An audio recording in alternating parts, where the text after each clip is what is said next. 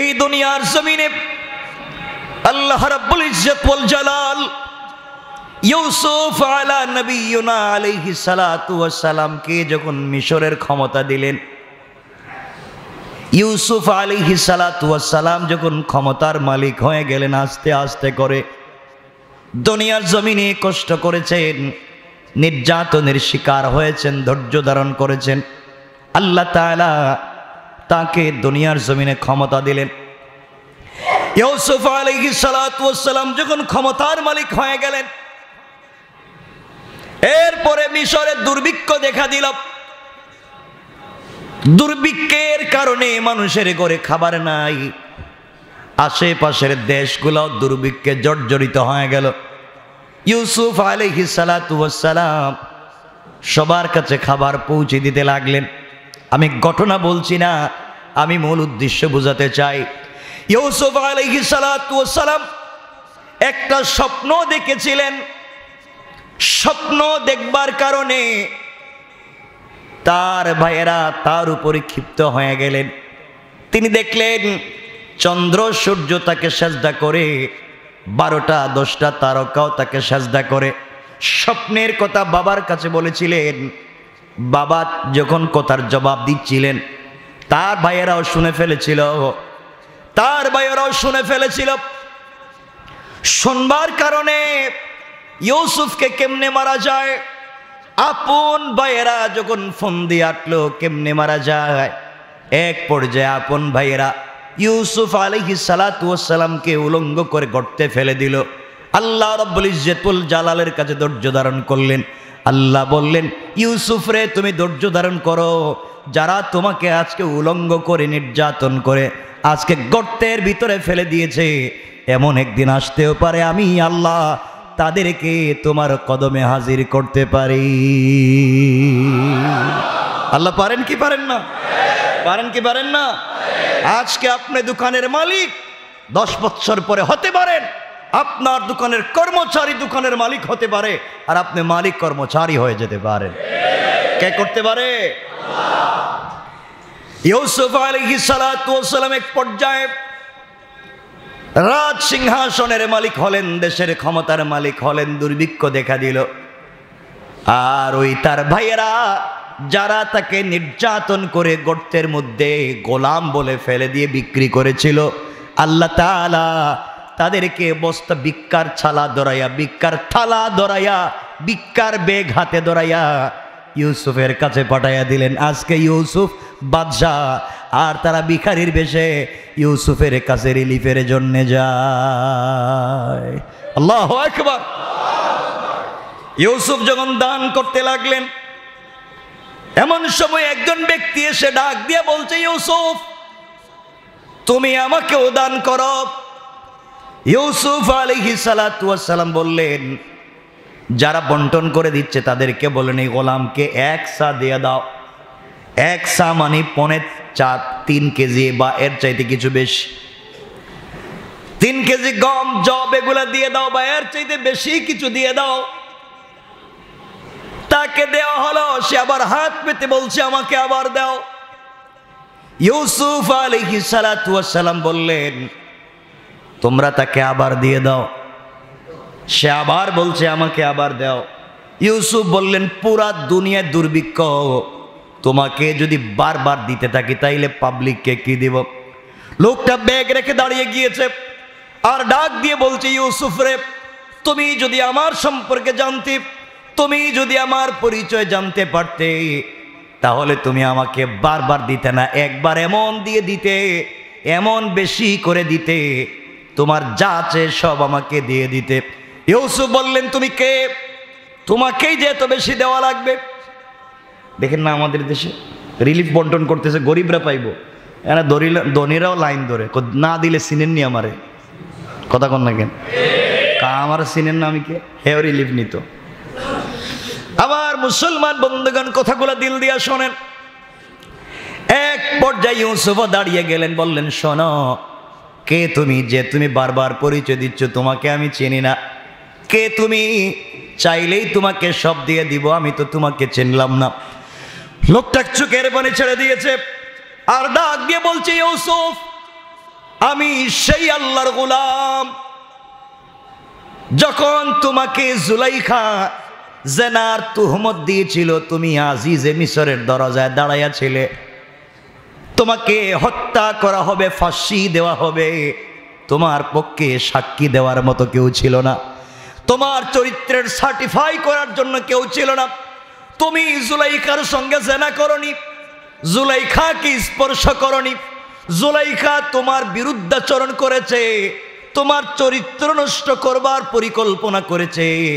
এই কথা পৃথিবীর কেউ জানে না, কেউ তোমার পক্ষে সাক্ষী দিতে দাঁড়ায় নাই, কেউ দাঁড়ালো না। ওই সময় কুলের বাচ্চা দুলনায় থেকে থেকে যেই বাচ্চাটা তোমার চরিত্রের সার্টিফাই করেছে, ওই দিন তোমার চরিত্রের সার্টিফাই করে যে বাচ্চাটা বাঁচাইয়া দিয়েছে, সেই দোলনায় থাকা শিশু বাচ্চা আজকে আমি বড় হয়ে গিয়েছি। আল্লাহু আকবার। ইউসুফ, ওই দিন আমি তোমার চরিত্রের সার্টিফাই করেছি। আমি বলে দিয়েছিলাম, যদি জুলাইখা যেই কাজ করেছে, যদি দেখা যায় ইউসুফের কাপড়ের সামনের অংশ ছেঁড়া, ইউসুফ দোষী, পিছনের অংশ যদি হয় ছেঁড়া, জুলাইখা দোষী। এই কথা আমি বলে দিয়েছি। দুলনায় থেকে থেকে তখন দুধের বাচ্চা ছিলাম, আমার কথার উপরে তুমি বেঁচে গিয়েছিলে, আজ তুমি দেশের বাদশা। আমার তোমার চরিত্রের সার্টিফিকেট দিয়েছিলাম, কথা বলেছিলাম আল্লাহর হুকুমে, আর তুমি মাত্র আমাকে 3 কেজি গম দিলাম। ইউসুফ চোখের পানি ছেড়ে দিলেন। এ গোলাম আমার চরিত্রের সার্টিফাই করেছে, দাঁড়িয়ে বলেন একে এত কম দিলে হবে না, তাকে তোমরা 100, তাকে তোমরা এমন করে দাও, 100 ইরদাব দিয়ে দাও, 100 ইরদাব দাও। 100 ইরদাব মানে কত? সহজ বাংলায় বলে দিই, তোমরা দিয়েছিলে 3 কেজি গম, এখন তোমরা শুধু এই লোকটাকে আমার পক্ষ থেকে দিবা 105 মন গম। আল্লাহু আকবার। কয় মন? 105 মন। ইউসুফ আলাইহিস সালামের কথা শুনে 105 মন গম ওই গোলামকে দেওয়া হলো। আল্লাহ রব্বুল ইজ্জত ওয়াল জালাল বুঝাতে চাইলেন, ইউসুফ রে, তোমাকে মাত্র একবার তোমার চরিত্রের সার্টিফিকেট দিয়েছে, চরিত্রের সার্টিফাই করেছে, এই জন্য তুমি খুশি হয়ে 105 মন গম তাকে দিয়ে দিলে। আমার যে গোলামেরা প্রতিদিন ফজরের সময় বলে সুবহানাল্লাহ, আমার গোলাম ফজরের সময় সিজদায় গিয়ে পড়ে সুবহানা রাব্বিয়াল আলা।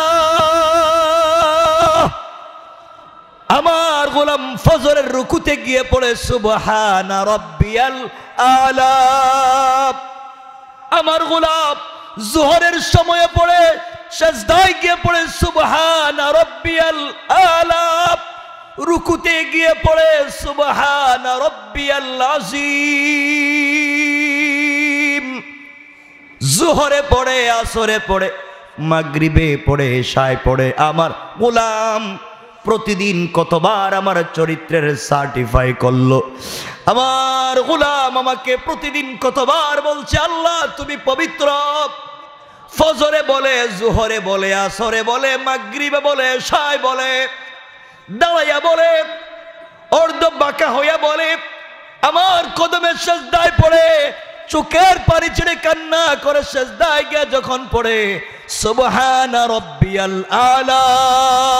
ইউসুফ রে, একবার বলবার কারণে তুমি যদি এত খুশি হয়ে এত দান করো, আমার গোলাম প্রতিদিন 5 বার কত শতবার বলে থাকে, আমি আল্লাহ যখন বান্দার উপরে খুশি হয়ে যাই, আমি আল্লাহ আমার কুদরতের হাত দিয়া বান্দাকে আর কি দিব খুঁজে পাই না, পুরা জান্নাত গুলা বান্দার জন্যে ওয়াজিব করে রেখে দে।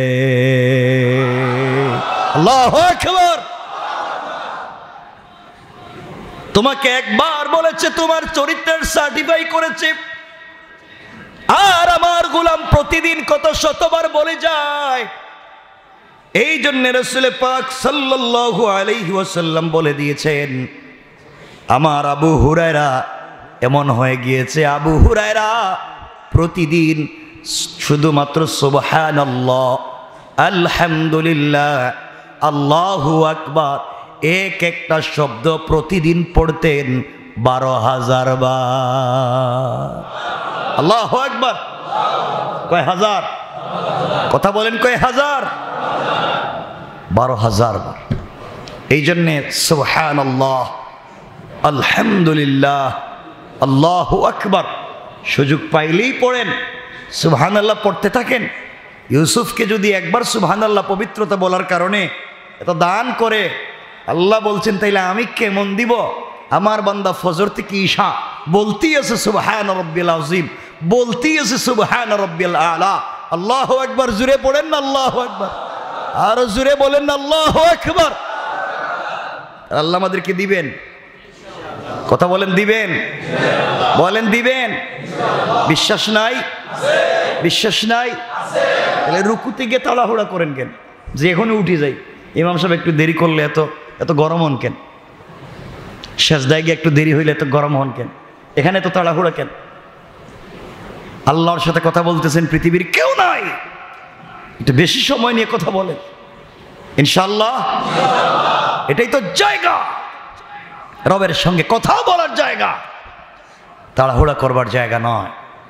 আপনি দোয়া করবেন, আল্লাহ মওত দিলে তুমি সেজদায় দাও, মওত দিলে তুমি রুকুতে দাও। আল্লাহর কদমে সেজদারত অবস্থায় আমি আপনি মরে যেতে যদি পারি, এর চেয়ে সৌভাগ্য আর নাই।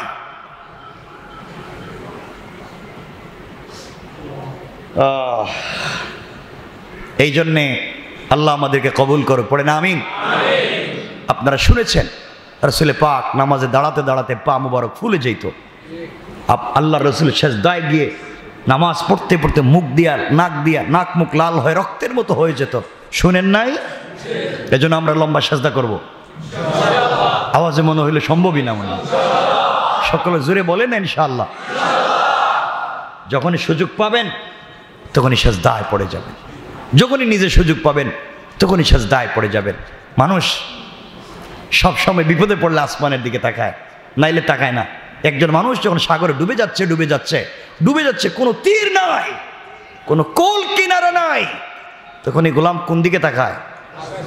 হাত নাড়ায় কি নাড়ায় না? পানির নিচে নাড়ায় না উপরে? কেন উপরে তো কেউ নাই, আশেপাশে তো কেউ নাই, কোন নদী নাই, কোনো বাড়ি নাই, ঘর নাই, ব্যক্তি নাই, এরপরে হাত নাড়াচ্ছে। তার বিশ্বাস কেউ নাই, আছেন কে? আরো জোরে বলেন কে?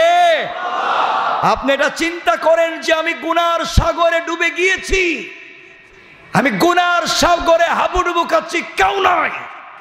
এই সাগরে হাবুডুবু খাচ্ছি আর রমজানে আমি হাত উঠাইয়া আল্লাহকে বলছি, আল্লাহ কেউ নাই, আমি হাত নাড়াচ্ছি। রব তো বলছেন তুমি হাত নাড়াচ্ছ, আমি তোমার কাছে পৌঁছে গিয়েছি। কেউ তোমাকে টান দিয়ে না তুললেও আমি রব তোমাকে তুলে জান্নাতের ফয়সালা। রব পারবেন? রব পারবেন ইনশাআল্লাহ। এটা হচ্ছে রমজান। এই রমজানে রব তোমাকে আমাকে দিতে চায়, মন খুলে দিতে চায়, আমরা নিতে চাই না। আল্লাহ আমাদের কবুল করুক, বলেন আমিন। আর জোরে বলেন আমিন। কে দিতে চায়? আমরা নিতে চাই। আমরা কি নিতে চাই? শুধু খাবার নিতে চাই। যা পারি ইফতারে খাই, এরপর ইফতারের পরে আবার খাই, সেহরির আগে পরে আবার খাই, খালি খাওয়া আর খাওয়া। খাবার একটু কমানো যায় না? কেউ কিছু বলতেছে না। এখন চিন্তা করতেছে হুজুর এখন খাবারের বিরুদ্ধে লাগছে কেন? বলছে খাবার একটু কমানো যায় না? আমাদের পেট যখন খালি হয়, সারাদিন ইফতার রোজা রাখলাম, পেট খালি। আপনি ইফতার যখন করবেন, নরম কোনো জিনিস দিয়ে ইফতার শুরু করেন। পানি খান, খেজুর খান, খেজুরের সাথে কাঠবাদাম খান, এই যে আপনি কয়েক প্রকারের ফল খান, খেয়ে নামাজ পড়েন। 10 মিনিট, 15 মিনিট, 20 মিনিট রেস্ট করেন, এরপরে খাবার খান। আপনি সারাদিন পেটে খাবার ছিল না, আপনি হুমড়ি খেয়ে পড়লেন খাবারের ভিতরে, যা মন চায় খেতে শুরু করলেন। আপনার ভিতরে খাবারগুলা যারা পরিপাক করে, এর হঠাৎ করে এতগুলা জিনিস পড়তে লাগলো, এটা তো আর পরিপাক যন্ত্র কাজ করতে পারলো না। আপনার গ্যাস হলো, আপনার আলসার হলো, আপনার কত হাবিজাবি হতে লাগলো। কেন এত তাড়াহুড়া? আপনি একটু স্লো। রাসূল পাক সাল্লাল্লাহু আলাইহি ওয়াসাল্লাম পানি দিয়ে, খেজুর দিয়ে অথবা দুধ দিয়ে ইফতার করলেন, হালকা কিছু হালকা কোনো ফল খেলেন, সালাত পড়লেন, একটু সময় অপেক্ষা করলেন, এরপরে খাবার খেতে বসলেন। সুবহানাল্লাহ বলেন না। এখানে যদি কেউ সায়েন্সের স্টুডেন্ট হন অথবা মেডিকেল সায়েন্সের স্টুডেন্ট হন, অবশ্যই আমার কথার সাথে একমত হবেন। মেডিকেলে আপনি যাবেন, ডাক্তারকে জিজ্ঞাসা করবেন, ডাক্তার 100% এই কথাই আপনাকে বলে দিবে যে আপনি হঠাৎ করে খাবার খেতে যাবেন না, পানি পান করেন, অল্প খেজুর খান, বা আরও হালকা কোনো জিনিস, হালকা নরম কিছু ফল, মিষ্টি ফল, কিছু টক জাতীয় ফল, আপনি এগুলো খান, এরপরে নামাজ পড়েন অথবা আপনি হাঁটাহাঁটি করেন, এরপরে খাবার খান। আলহামদুলিল্লাহ বলেন না। আপনি হঠাৎ যদি গাড়িতে স্পিড দেন, কি মনে করেন আয়ারল্যান্ডে ধাক্কা খাইবেন? তাহলে পদ্মায় গিয়ে আপনি খাদে পড়বেন। হঠাৎ স্পিড দিলে তো হবে না, স্লো বাড়াইতে হইব। তো হঠাৎ সব খাবার, নামাজ শুরু হয়ে যেতেছে, যা আছে খায় ফেলে, ঠিক নেই? ঠিক কিতা এভাবে খাইলই কয় ঠিক? আমি কইতেছি না, এরা কই ঠিক। আমি বলতেছি এভাবে খাওয়া যাবে না, এরা কই ঠিক। এভাবে খাওয়ার দরকার নাই। আল্লাহ আমাদের কবুল করুক। নিজেকে বাঁচাও, নিজেকে সুস্থ রাখো, নিজেকে ভালো রাখো, আস্তে আস্তে করে খাবার খেতে থাকেন। আল্লাহ আমাদের কবুল করুক। পড়েন আমিন, জোরে পড়েন আমিন। যাক, তো এই যে কথাগুলো বললাম, রমজান আমাদের কাছে অনেক দামি, অনেক দামি। আল্লাহ রাব্বুল ইজ্জত ওয়াল জালাল বলছেন, ইয়া আইয়ুহাল্লাযীনা আমানু কুতিবা আলাইকুমুস সিয়ামু কামা কুতিবা আলাল্লাযীনা মিন ক্বাবলিকুম লাআল্লাকুম তাত্তাকুন। আল্লাহ রাব্বুল ইজ্জত ওয়াল জালাল বলছেন, হে মুমিনগণ, এই দুনিয়ার জমিনে যারা ঈমান এনেছে, আল্লাহ রাব্বুল ইজ্জত ওয়াল জালাল তাদেরকে ডাক দিয়ে বলেছেন, হে মুমিনগণ, আল্লাহ বলে দিলেন তোমাদের উপরে রোজাকে ফরজ করে দেওয়া হয়েছে, যেভাবে তোমাদের পূর্ববর্তীদের উপর রোজা ফরজ করে দেওয়া হয়েছে, লাআল্লাকুম তাত্তাকুন, যাতে তোমরা মুত্তাকি হতে পারো, যাতে পরহেজগার হতে পারো। আল্লাহ রাব্বুল ইজ্জত ওয়াল জালাল বললেন, রমজান যাকে তাকওয়া অর্জন করাতে পেরেছে, রমজান যার জিন্দেগি পরিবর্তন করে দিয়েছে, আল্লাহ তাআলা তার নামটা জান্নাতের লিস্টে উঠাইয়া দেয়, আর জাহান্নামের দফতর থেকে তার নামটা জীবনের জন্য কেটে দেয়। পড়েন সুবহানাল্লাহ। এই জন্য মনে রাখবেন, এই পৃথিবীতে আমাদেরকে তাকওয়া অর্জন করতে হবে। কিসের মাধ্যমে? কিসের মাধ্যমে? রোজার মাধ্যমে, সিয়াম সাধনার মাধ্যমে তাকওয়া অর্জন করতে হবে। বলেন ইনশাআল্লাহ। আরো জোরে বলেন ইনশাআল্লাহ। আল্লাহ রাব্বুল ইজ্জত ওয়াল জালাল বলছেন, রোজা, এই রমজান, এই রোজা হচ্ছে এটা তাকওয়ার মাস। আমরা যেভাবেই পারি তাকওয়া অর্জন করব। রাসূল পাক সাল্লাল্লাহু আলাইহি ওয়াসাল্লাম বলছেন, যদি কোনো মানুষ তাকওয়া অর্জন করতে পারে, তাহলে তার মানব জন্ম সার্থক হয়ে যাবে। আল্লাহু আকবার। তাহলে মানব জন্ম সার্থক হতে হলে শর্ত হলো মুত্তাকি হতে হবে। আল্লাহ পাক রোজাকে ফরজ করে বান্দাকে কষ্টের মধ্যে ফেললেও, সারাদিন খাচ্ছে না, একটু কষ্ট হলেও আয়াতের প্রত্যেকটা অংশে বান্দার প্রতি আল্লাহ ভালোবাসা ফুটিয়ে তুলেছেন। আল্লাহ রাব্বুল ইজ্জত ওয়াল জালালের পরে বলছেন, আইয়ামাম মাদুদাত, ও বান্দা, তোমার কাছে মনে হচ্ছে রোজা না খেয়ে থাকবো কতদিন? না, টেনশন করো না, কয়েকটা দিন, এই তো আইয়ামাম মাদুদাত, এই যে গণনার মাত্র কয়েকটা দিন, তুমি পারবা না? একটু কষ্ট করো না, ফজর থেকে মাগরিব পর্যন্ত কিছু খাইও না, কষ্ট হলেও এই যে আইয়ামাম মাদুদা, এই যে কয়েকটা দিন বান্দা থামো না, কিছু খাইও না। এরপরেও যদি তোমার খারাপই লেগে, অসুস্থতা চলে আসে, আইয়ামাম মাদুদাত, গণনার তো কয়েকটা দিন, তাও তুমি পারতেছো না, বুঝছি অসুস্থ হয়ে গেছো, তোমার মনে হয় প্রেশার লো হয়ে গেছে, আর বাঁচবা না মনে হয়, হাই প্রেশার হয়ে গেছে, ডায়াবেটিস নীল হয়ে যাচ্ছে, সুগার বেড়ে যাচ্ছে, বুঝছি, ঠিক আছে। ফামান কানা মিনকুম মারিদান, ও তুমি অসুস্থ হয়ে গেছো, ঠিক আছে, বেশি অসুস্থ হয়ে গেলে তুমি রোজা রাখো না, আল্লাহু আকবার বলেন। কি দয়া কথা, বুঝছি অসুস্থ হয়ে যাচ্ছ, না রাইখো না। আও আলা সাফারিন, ও তুমি সফরে বাইরে হইছো, কোথাও যাবা, দিনের কাজে অনেক দূরে যাচ্ছ, রাস্তায় কষ্ট হচ্ছে, সফরে ঘাম বের হচ্ছে, আর পারতেছ না, ঠিক আছে রোজা রাখবার দরকার নাই, দিনের কাজে সফরে থাকো, রোজার সওয়াব তোমাকে দিব। সুবহানাল্লাহ বলেন না। ফাইদ্দাতুম মিন আইয়ামিন উখার, যাও এরপরে এটা রেডি শেষ করে দিও। এরপর আল্লাহ বলছেন ওয়ালাল্লাযীনা ইউতীকুনাহু ফিদিয়াতুন তুআমু মিসকিন। বুঝছি তুমি অনেক অসুস্থ হয়ে গেছো না, আর সুস্থ হওয়ার সম্ভাবনা নাই, তোমার মন চায় রোজা রাখতে, কিন্তু আর মনে হয় সুস্থ হবা না, এত বেশি অসুস্থ, রমজানের পরে সুস্থ হওয়ার সম্ভাবনা নাই, ঠিক আছে রাখার দরকার নাই। তুমি ওয়ালাল্লাযীনা ইউতীকুনাহু ফিদিয়াতুন তুআমু মিসকিন, গরিবরে তুমি কিছু খাবার দিয়ে দিও, আর আমি তোমার রোজার তোমাকে সওয়াব দিয়ে দিব। আর কি ভালোবাসা দেখাবে। ফামান তাতাওয়া খায়রান ফাহুয়া খায়রুল্লাহ, কিন্তু যদি তুমি রোজা রাখতে, আফসোস অসুস্থ বলছি রোজা না রাখলে চলবে, কিন্তু যদি তুমি রাখতে তোমার জন্য কত ভালো ছিল। ফামান তাতাওয়া খায়রান ফাহুয়া খায়রুল্লাহ, তুমি এটা বুঝতে আর তুমি যদি কল্যাণকর কাজে এগিয়ে আসতে, তাহলে তোমার জন্য কতই না উত্তম হতো। ফামান তাতাওয়া খায়রান, এই কাজটা উত্তম কাজটা যদি করতে, ফাহুয়া খায়রুল্লাহ, তোমার জন্য কতই না উত্তম হতো। যাক ওয়া আনতাসুমু খায়রুল লাকুম, কিন্তু রোজা যদি রাখতে তোমার জন্য কত উপকার হতো। অসুস্থ হয়েছো তো কি হয়েছে, যদি রাখতে পারতে, সফরে হয়েছো তো কি হয়েছো, যদি রাখতে পারতে। আল্লাহু আকবার বলেন, আল্লাহু আকবার বলেন। ইন কুনতুম তা'লামুন, যদি তুমি বুঝতে রোজায় কি স্বাদ, যদি তুমি বুঝতে রোজায় আমি কি দেই, যদি তুমি বুঝতে কেন বলতেছি বান্দা রাখ, যদি বুঝতে অসুস্থ হইলেও রাখতে, যদি বুঝতে সফরে থাকলেও রাখতে, যদি বুঝতে ফিদিয়া না দিয়েও রাখতে।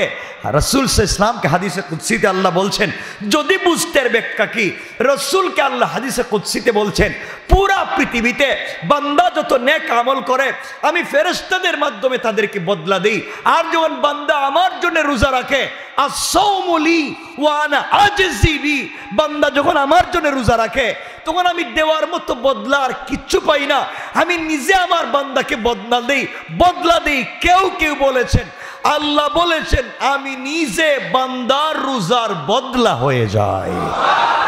আল্লাহু আকবার। এই জন্য আল্লাহ বলছেন বান্দা যদি তুমি জানতে রোজার বদলা কেউ দেয় না, আমি দেই, যদি তুমি জানতে রোজার বদলা আর কিছু না আমি নিজেই, তাইলে রোজা রাখতে, তাইলে সফরে গিয়েও রাখতে, অসুস্থ হইলেও রাখতে, যদি জানতে যে রোজার বদলা আমি আল্লাহ নিজে। আল্লাহু আকবার। কি ভালোবাসা ফুটাইয়া দিয়েছে।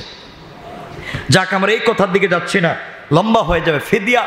ফিদিয়া হচ্ছে, আপনারা বলেন রোজার কাফারা, রোজার কাফারা না, যদি কেউ অসুস্থ হয় কাফারা হচ্ছে ইচ্ছা করে যদি রোজা ভাঙ্গেন, হ্যাঁ না কিতা ওয়াজ করতেছি আমি, আপনারা কইতেছেন না। যদি কেউ ইচ্ছে করে রোজা ভাঙ্গে তাহলে তাকে কাফারা দিতে হবে, মানে তোমাকে শাস্তি পাওয়াই লাগবে, কাজা আদায় করতে হবে, কাফারাও দিতে হবে। আর অসুস্থ যদি হয়, সে আর পারতেছে না, সে দিবে রোজার ফিদিয়া,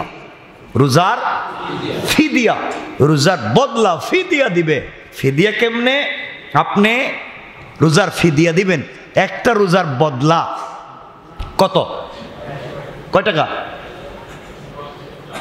কিছু কয় না দেখি, কিছু একটা তো বলা লাগবে আজকে আমারে। রোজার বদলা কয় টাকা? এখন চিন্তা করতেছে আবার কোন বিপদে পড়ি, আবার একবার ভুল হয়েছে, আবার যদি ভুল হয়ে যায়।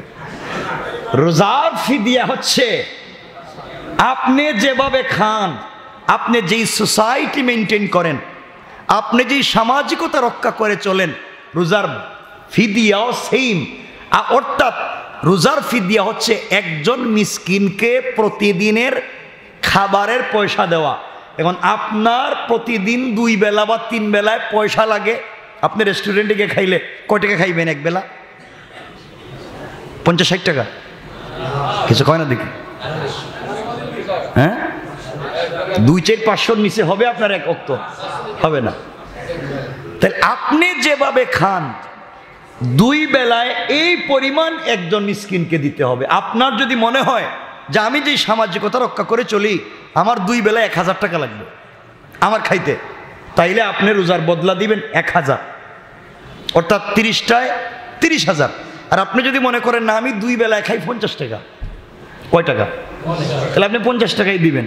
কারণ আপনারা যদি 50 খানতে 50 দিয়েন, আপনারা কত খাইতে পারেন 2 বেলায়?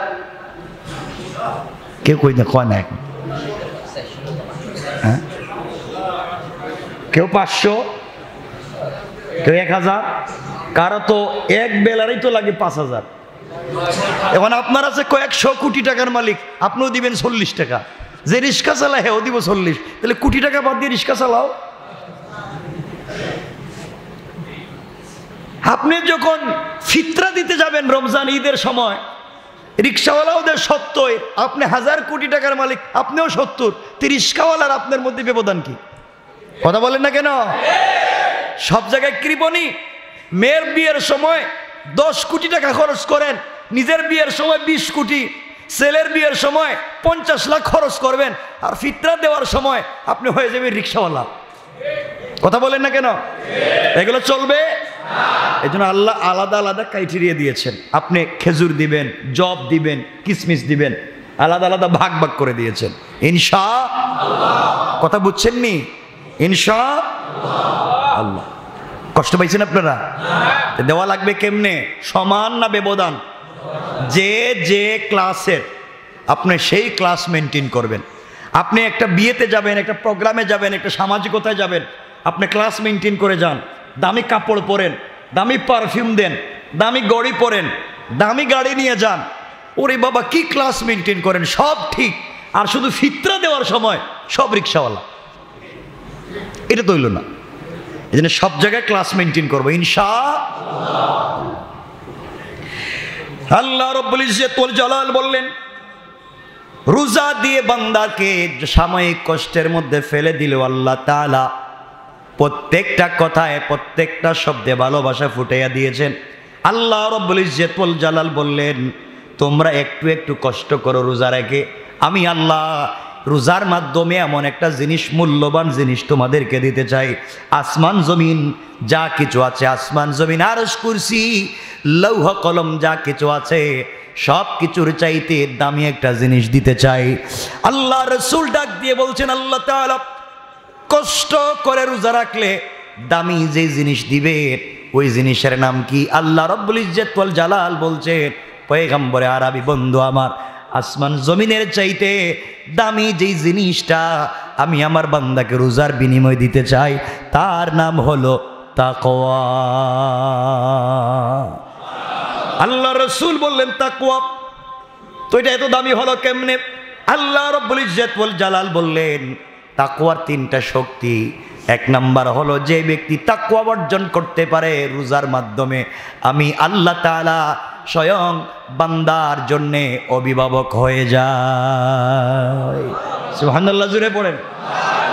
2 নাম্বার হলো, তাকওয়ার এত এত শক্তি, আরশ কুরসি লৌহ কলম জান্নাত জাহান্নাম যা তৈরি করেছি, সব যদি একদিকে ধাক্কা মারে, তাকওয়া যদি আরেক দিকে ধাক্কা দেয়, তাকওয়ার ধাক্কাটাই শক্ত হয়ে যাবে।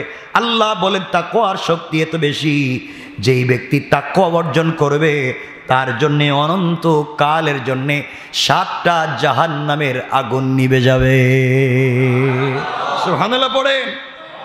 তাকওয়া এমন এক শক্তির নাম, 7টা জাহান্নামের আগুনকে নিভাইয়া দেয়া ওই গোলামের জন্য 8টা চির সবুজ, চির শান্তি, চির সুখের জায়গা, 8টা জান্নাতের দরওয়াজা এই বান্দার জন্য অটোমেটিক খুলে যায়।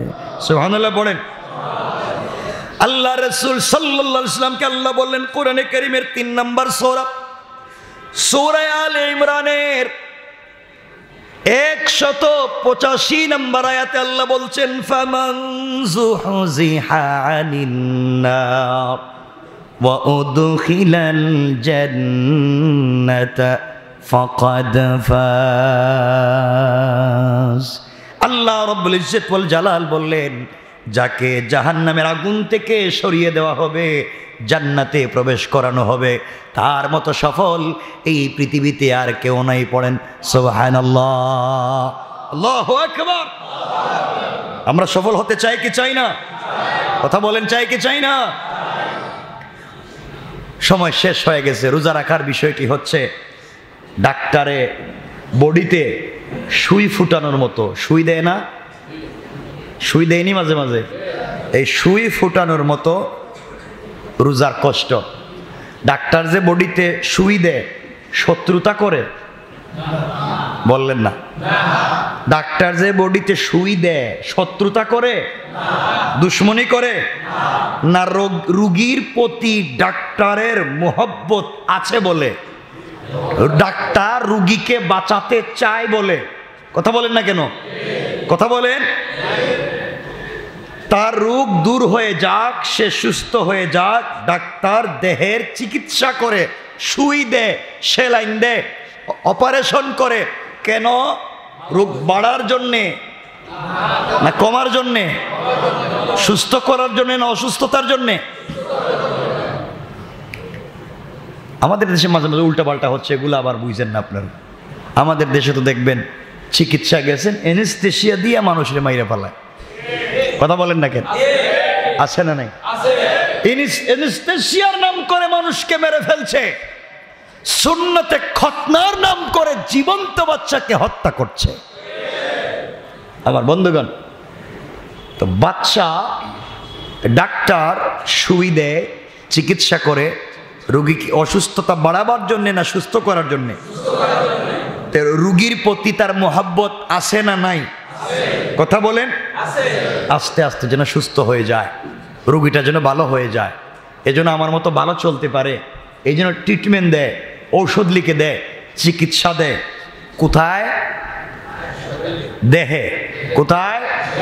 ডাক্তার যে চিকিৎসা করে, সুই দেয়, ইনজেকশন দেয়, কোথায়? দেহে। অর্থ দাঁড়ালো, দেহকে বাঁচাবার জন্য, দেহ এতদিন পর্যন্ত নিঃশেষ হয়ে যেত, দেহকে বাঁচাবার জন্যে ডাক্তারের দেওয়া কষ্ট স্বীকার করে সুই দেওয়া, এনেস্থেশিয়া দেওয়া, এরপরে কত কিছু করে, পয়সা পাতি খরচ করে, রাত দিন হসপিটালে দৌড়তে দৌড়তে বাড়িঘর বিক্রি করেও আমরা সুস্থ হতে চাই। এই সুস্থ দেহ কি? দেহকে সুস্থ করতে চাই কি চাই না? প্রয়োজনে সব বিক্রি করে দেয়, বাড়ি ঘর ভিটা বিক্রি করে দিয়ে হলো, ভিক্ষা করে হলো, চিকিৎসা করে দেহকে সুস্থ করতে চাই কি চাই না? চাই, চাই না? আল্লাহ রাব্বুল ইজ্জত ওয়াল জালাল বলছেন, বান্দা, আল্লাহ পাক আমাদেরকে সুস্থ করতে চান। আমাদের দেহ শুধু নয়, আমাদের মনকে, আমাদের রুহের চিকিৎসা আল্লাহ করতে চায়। এই জন্যে আল্লাহ তাআলা রোজার কষ্ট দিয়ে সেই রুহের চিকিৎসা শুরু করেন। সুতরাং আল্লাহ কেমনে রোজা দিয়া আল্লাহ তাআলা কেমনে চিকিৎসা শুরু করলেন দেখেন। লম্বা করবার সময় নেই, সংক্ষেপ করে দেখেন। 11 মাস নানাভাবে চলে চলে বডিতে রোগ হয়ে গিয়েছে। আল্লাহ তাআলার কাছে রমজানের আগে আমরা আল্লাহর কাছে বলছি, আল্লাহ তাআলা, বডিতে রোগের অভাব নাই, চিকিৎসার প্রয়োজন।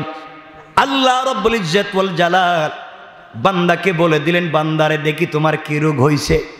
আসমানে নতুন একটা চাঁদ উঠাইয়া দিয়া বান্দাকে আল্লাহ বলে দিলেন, বান্দা, একটা চাঁদ উঠে গিয়েছে।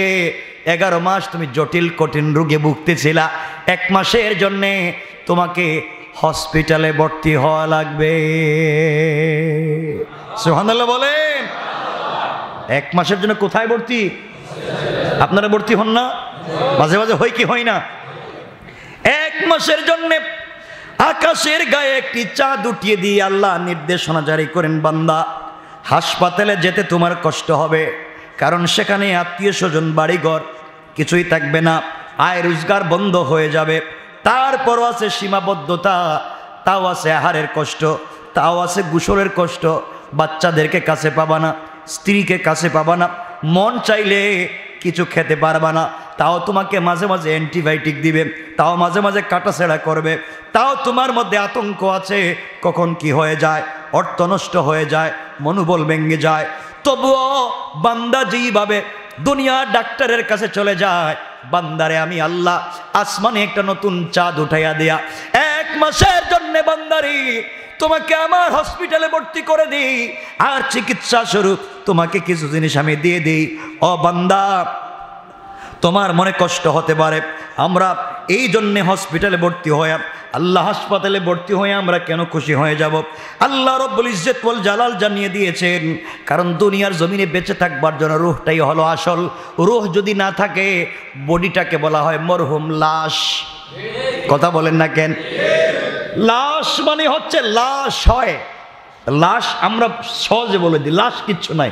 লাশ মানে লাশ হয়, লা মানে না, শয় মানে কিচ্ছু না, লাশ হয় মানে কিচ্ছু নাই, লাশ মানে কিচ্ছু নাই, অর্থাৎ রোগটা চলে গিয়েছে, আব্দুল্লাহ লাশ পড়ে আছে, আব্দুল্লাহ নাই। আব্দুল্লাহ, আব্দুল্লাহর কি আছে? আব্দুল্লাহ কই? আব্দুল্লাহ কার নাম? রুহের নাম। রুহ নাই, আব্দুল্লাহ নাই। আব্দুল্লাহর হাত পা বডি তো আগের মতোই আছে, এরপরে বলতেছি আব্দুল্লাহ নয়, আব্দুল্লাহর লাশ। অর্থ কি?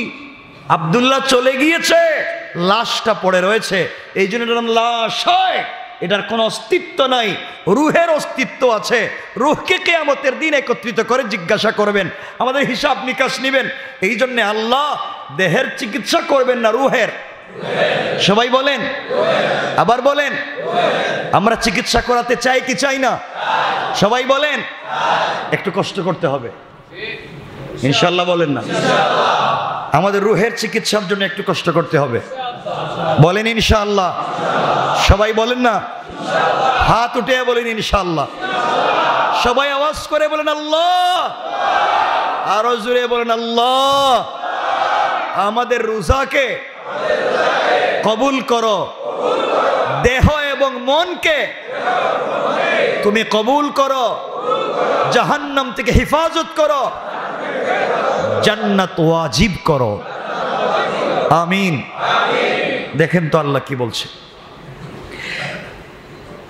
খুব সংক্ষেপ। আমরা 1 মিনিট, আমাদের সময় শেষ হয়ে গিয়েছে। এই ঘড়িতে কয়টা হয়েছে? 21। আর লম্বা করার দরকার নাই আজকে। আমার বন্ধুগণ, 1 মাস আল্লাহর হসপিটালে যদি ভর্তি হয়ে যায়, আল্লাহ বললেন বান্দারে তোমাকে আমার হসপিটালে 1 মাসের জন্য ভর্তি হয়ে যাওয়া লাগবে। ভর্তি হয়ে গেলাম, আল্লাহ বলছেন শোনো, ওই 1 মাস তোমাকে কিছু ট্রিটমেন্ট দিলাম। ফজরের আজানের আগে কিছু খাবার খেয়ে নিবা, সারাদিন তোমাকে না খেয়ে থাকবা, এটাই তোমার অ্যান্টিবায়োটিক। সারাদিন না খেয়ে থাকবা, মন চাইলে কিছু খেতে পারবা না, মন চাইবে স্ত্রীর কাছে যাওয়ার জন্য যাইতে পারবা না, ঘরে খাবার আছে খাইতে পারবা না, তোমার পকেটে পয়সা আছে হোস্টেলে বসে খেতে পারবা না। না না, অন্যায় করা যাবে না বান্দারে, এভাবেই তোমাকে চলা লাগবে। এগুলাই হলো অ্যান্টিবায়োটিক। ও বান্দা, মাগরিবের আজান যখন হয়ে যায়, আবার তোমাকে আরেকটা ডোজ দিলাম অ্যান্টিবায়োটিক, এখন কিছু খাও। ও বান্দা, সারাদিন রোজা রাখছো, আবার 2টা অ্যান্টিবায়োটিকের কোর্স খাইছো না, তোমার বডিতে রোগ কমে নাই, রোগ বেশি, এই জন্যে তোমাকে আরেকটা অ্যান্টিবায়োটিক লাগবে। তোমাকে ইশার পরে 2 ঘন্টা দাঁড়ায়া দাঁড়ায় নামাজ পড়া লাগবে। 3টা অ্যান্টিবায়োটিক দিলাম। বান্দারে, বুঝতে পেরেছি অ্যান্টিবায়োটিক বেশি খাইলে বডিটা হালকা হয়ে দুর্বল হয়ে যায়। ও বান্দা, তোমাকে কিছু ভিটামিন দিতেছি।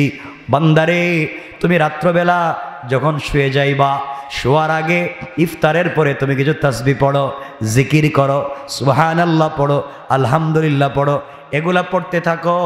দিনের বেলা কিছু পড়তে থাকো। ও বান্দা, এরপরেও যদি তোমার রোগ না সারে, আরো কয়েকটা মেডিসিন লিখে দিলাম। তুমি দিনের বেলা 3 তাসবিহ পড়বা, সুবহানাল্লাহ পড়বা, আলহামদুলিল্লাহ পড়বা, আল্লাহু আকবার পড়বা। না, এরপরও বোধহয় তোমার রোগ সারতেছে না, তুমি কোরআন তিলাওয়াত করবা। না না, এরপরও দেখতেছে তোমার রোগ সারে না, তুমি কোরআন তিলাওয়াত শুনবা। বান্দারে, কোরআন তিলাওয়াত করো, কোরআন তিলাওয়াত শুনো, তাসবিহও পড়ো, রোজাও রাখো, সেহরিও খাও, ইফতারও করো, এরপরে তোমার রোগ ছাড়তেছে না, কারণ চোখ দিয়ে চোখের জিনা করো। বান্দারে দিনের বেলা চোখ দিয়ে কিছু দেখো না, হারাম জিনিসের দিকে তাকাইও না, রাত্রবেলাও তাকাইও না, চোখের হেফাজত করো, চোখের তাকওয়া অর্জন করো, সিয়াম সাধনা চোখের মধ্যে আনো। ও বান্দা, এরপরও তোমার রোগ সারতেছে না, কান বন্ধ করো, কান দিয়ে হারাম কিছু শোনা যাবে না। এইভাবে চলতে থাকো বান্দারে। এভাবে অ্যান্টিবায়োটিক দেওয়ার পরেও তোমার রোগ সারতেছে না, 1-2 মিনিটে শুনে ফেলেন বান্দারে। এভাবে তোমাকে 20টা দিনের অপেক্ষা করো। 20 দিন তোমাকে আমি কিছু ঔষধ দিলাম, 10 দিন খাইলাম, রহমতের 10 দিন চলে গেল, এরপরও দেখা যায় রোগ সারে না। আল্লাহ বললেন আরও 10 দিন বাকি আছে। এই 10 দিনে কোর্স কমপ্লিট করে টাইম টু টাইম তোমরা খাও, অর্থাৎ টাইম টু টাইম ইফতার করো, টাইম টু টাইম সেহরি খাও, 5 ওয়াক্ত নামাজ জামাতে পড়ো, রুটিন মতো তসবি পড়ো, রুটিন মতো তোমরা তারাবিহের সালাত পড়ো, টাইম টু টাইম। আরও 10 দিন, আরও 10 দিন ঔষধ খাওয়ার পরেও দেখা যায় রোগ সারছে। বলেন সারছে? দেখা যায় সারে নাই। একটানা 20 দিন ঔষধ খাইলাম। কিসের ঔষধ? সেহরি খাইলাম ঔষধ, ইফতার করলাম ঔষধ, তারাবি পড়লাম ঔষধ, জিকির করলাম ঔষধ, তসবি পড়লাম ঔষধ, তাহাজ্জুদ পড়লাম ঔষধ, এরপরও দেখা যায় রোগ সারে না। আল্লাহ, এরপর রোগ সারে না। আল্লাহ বলেন বুঝতে পারছি এভাবে হবে না, আমি স্পেশাল ইন্টার্নি দিয়া, স্পেশাল ডক্টর দিয়া তোমাদেরকে 20টা দিন পর্যবেক্ষণ করছি, দেখছি এই রোগীর এই ঔষধে এই ডাক্তারে হবে না। শেষ 10 দিনের জন্যে আমি আল্লাহ আসমান থেকে স্পেশাল একদল ডাক্তার পাঠাইয়া দিলাম। ওই 10 দিন আর তোমরা যে কোনো হসপিটালে থাকলে হবে না, বাড়ি নামক হসপিটালে থাকলে হবে না, দোকান নামক হসপিটালে থাকলে হবে না। শেষ 10 দিন তোমরা আমার বিশেষ হসপিটালে ভর্তি হয়ে যাও, অর্থাৎ শেষ 10 দিন তোমরা আমার ঘরে 10 দিনের জন্য এতেকাফে হাজির হয়ে যাও।